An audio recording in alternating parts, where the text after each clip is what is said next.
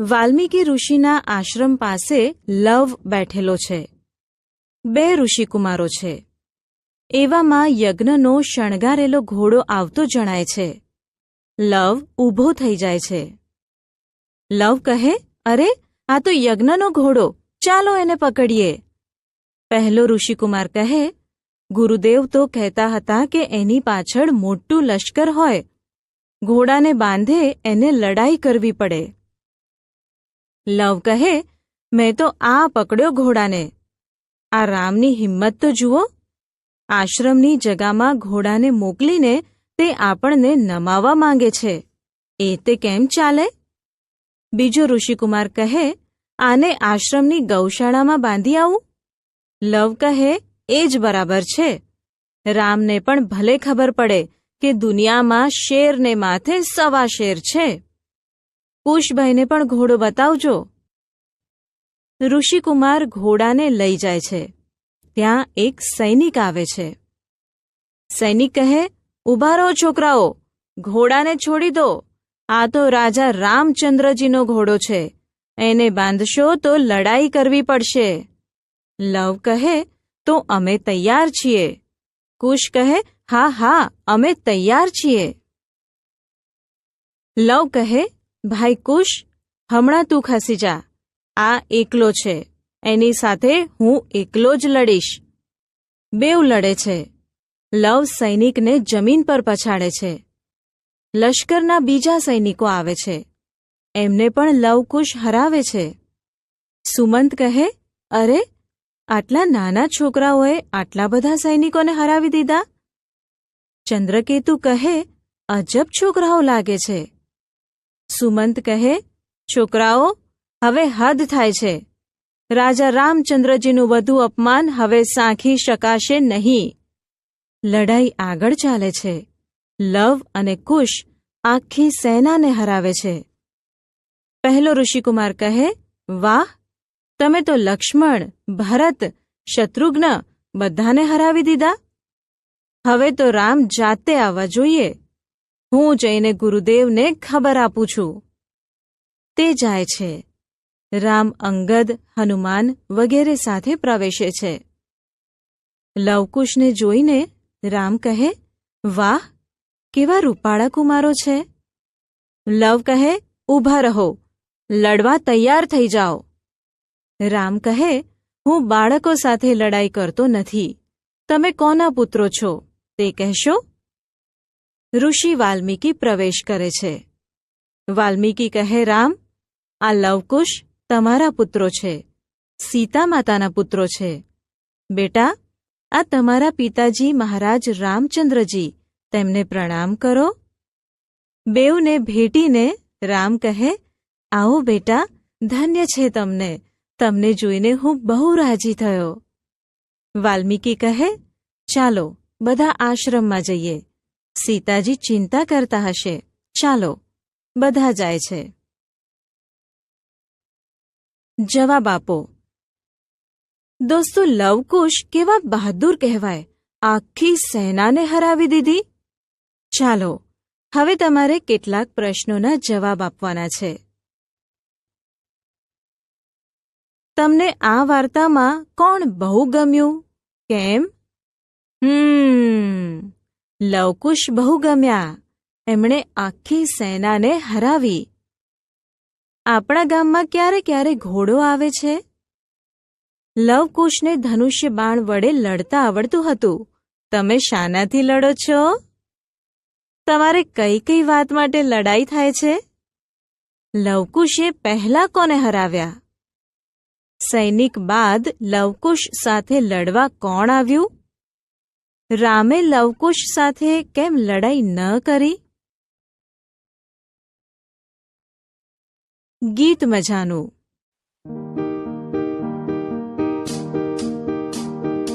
કોઈ પાડે કુરકુરીઓ ને કોઈ પાડે ગાય.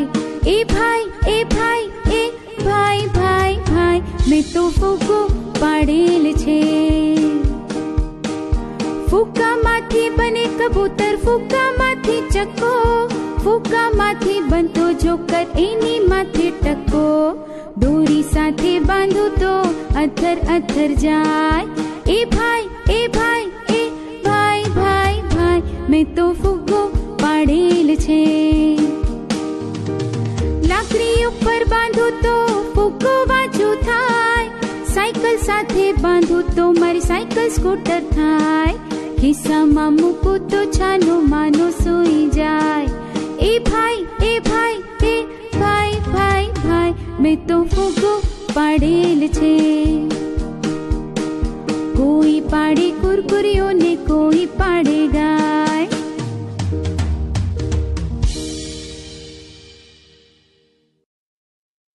વિચારો અને કહો, ફુગ્ગા જેમ બીજા કોની કોની સાથે દોરી બાંધી શકાય?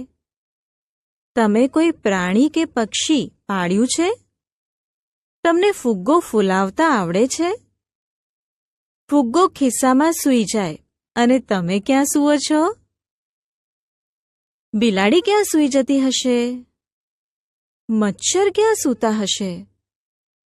તમે તમારા ખિસ્સામાં શું શું ભરો છો? વાર્તા બનાવીએ. ચાલો મિત્રો, હવે આપણે સૌ મળીને એક વાર્તા બનાવીએ. શરૂઆત હું કરીશ. હું એક વાક્ય બોલું, પછી તમારે તેના આધારે બીજું વાક્ય બોલવાનું. એમ વાર્તા બનતી જશે. એક ગામ હતું. ચાલો હવે તમારામાંથી કોઈ આગળ બોલો. ખૂબ સરસ. તેનું નામ નવાપુર હતું. હવે હું કહું, આ ગામમાં એક સૌથી ઊંચો માણસ રહેતો હતો. ચાલો તમારો વારો. તેને ચાલવામાં કોઈ પહોંચી શકતું નહીં. બાળદોસ્તો, આ મુજબ વાર્તા આગળ વધારો. કોનું ઘર કયું? દોસ્તો, આપણે સૌ ઘરમાં રહીએ છીએ. જેમ માણસને ઘર હોય એમ પશુ પંખી અને જીવજંતુઓને પણ ઘર હોય. ઉંદર, કીડી, સાપ દરમાં રહે છે. સિંહ, વાઘ બોર્ડમાં રહે છે. ગાય, ભેંસ કોઢમાં રહે છે. તબેલો એ ઘોડાનું રહેઠાણ છે. ચકલી, કબૂતર, કાગડો વગેરે પક્ષીઓ માળા બાંધી પોતાના બચ્ચાને ઉછેરે છે. ઘેટા બકરા વાડામાં રહે છે. પણ ઘણા પશુઓ એમના માટે ઘર બનાવતા નથી કે એમને ઘરની જરૂરિયાત હોતી નથી. જવાબ આપો. રહેઠાણની જરૂરિયાત કયા કયા પશુઓને નથી હોતી?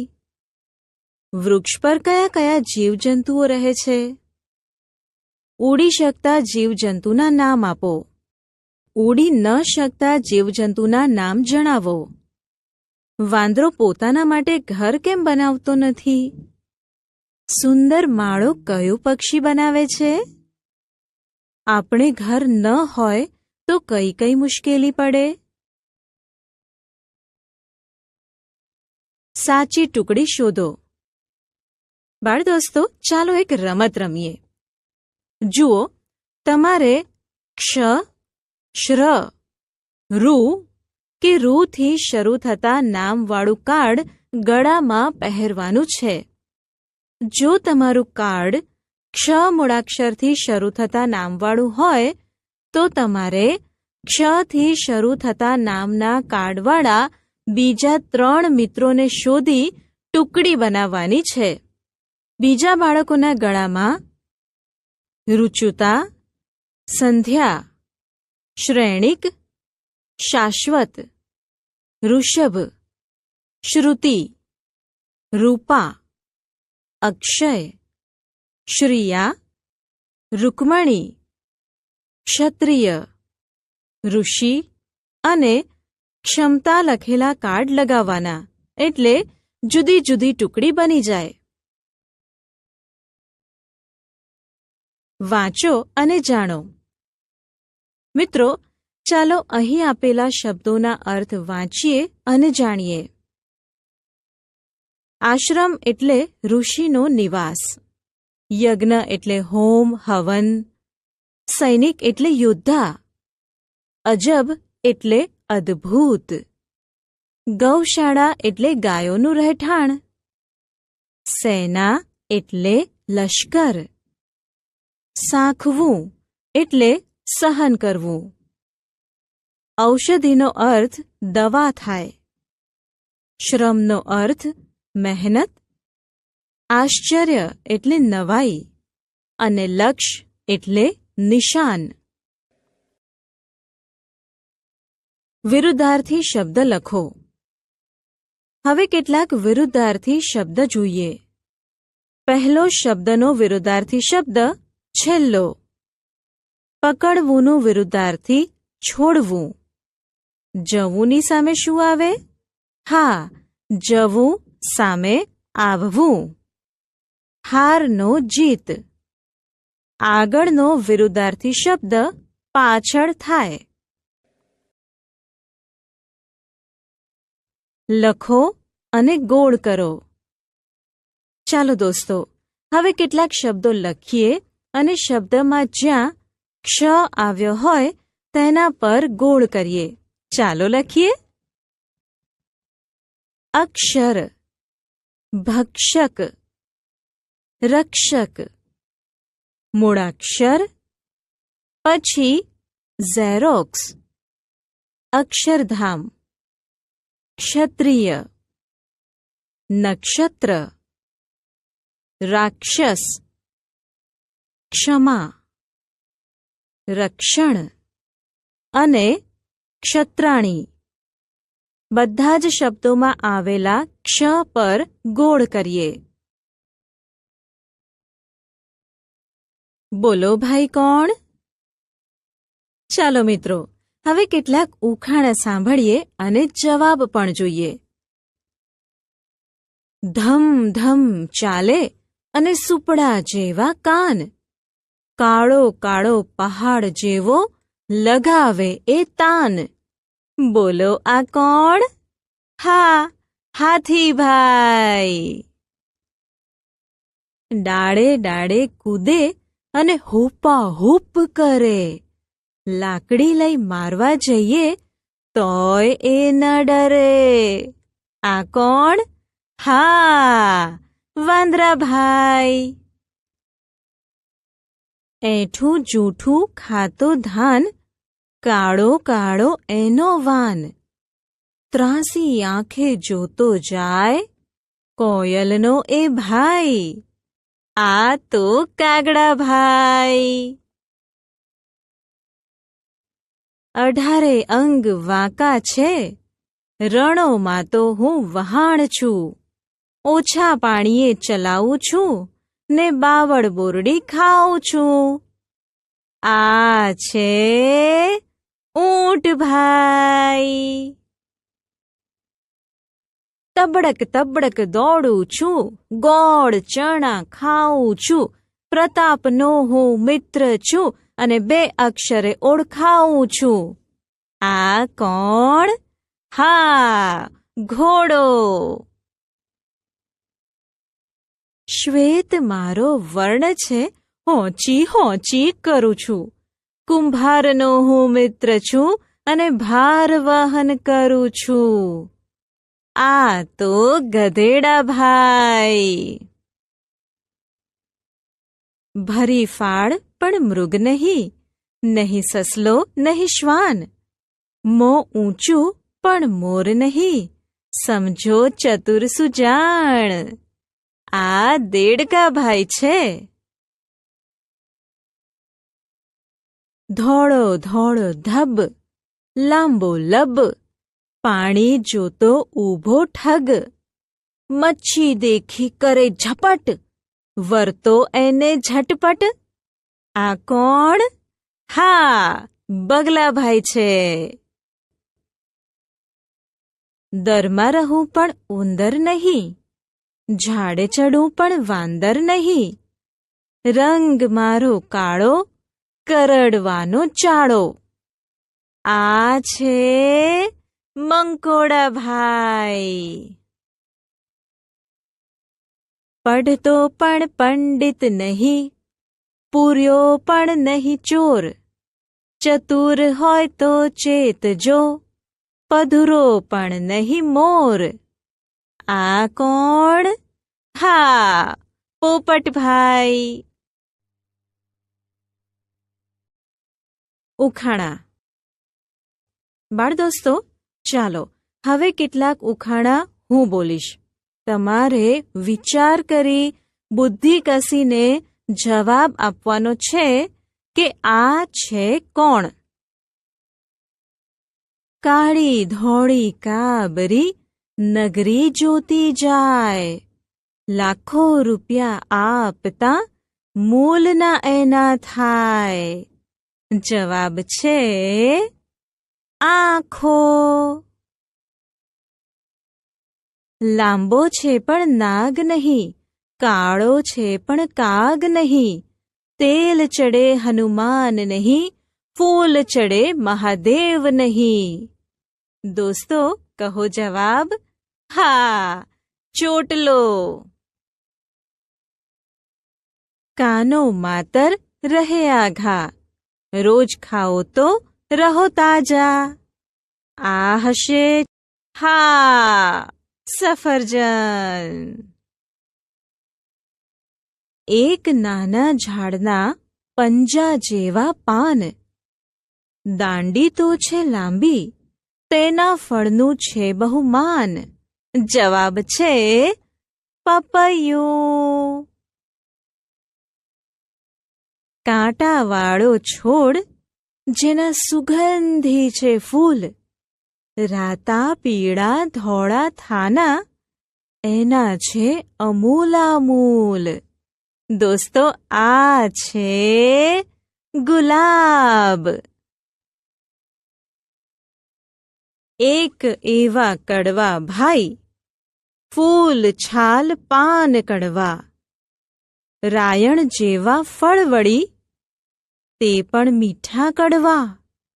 કડવા ભાઈ, આ તો લીમડો. વાતો કરે પણ જાન નહીં, હવામાં ઉડું પણ પક્ષી નહીં, ગાયન ગાઉં પણ ગવૈયો નહીં, દોરડા વિના તાર માફક જાઉં નહીં.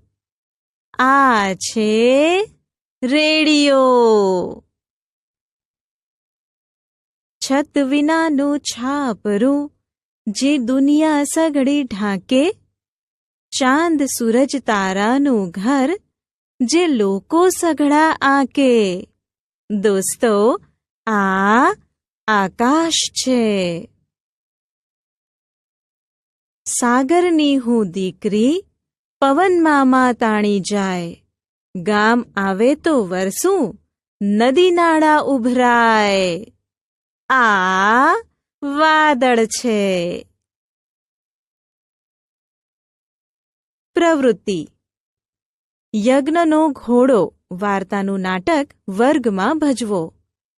તમારી આસપાસ રહેલી વનસ્પતિના નામની યાદી તૈયાર કરો. આપણે સમજ્યા, શીખ્યા. યજ્ઞનો ઘોડો વાર્તા દ્વારા લવકુશના પરાક્રમ વિશે. ક્ષ, શ્ર, રૂ અને રૂ મૂળાક્ષરોથી બનતા શબ્દો અને વાક્યોનું વાંચન અને લેખન. વિવિધ પશુ પંખી અને જંતુઓના રહેઠાણ વિશે. પશુ પંખીની લાક્ષણિકતાઓને આધારે ઉખાણાના ઉકેલ મેળવતા. સ્થાનિક વનસ્પતિઓ વિશે.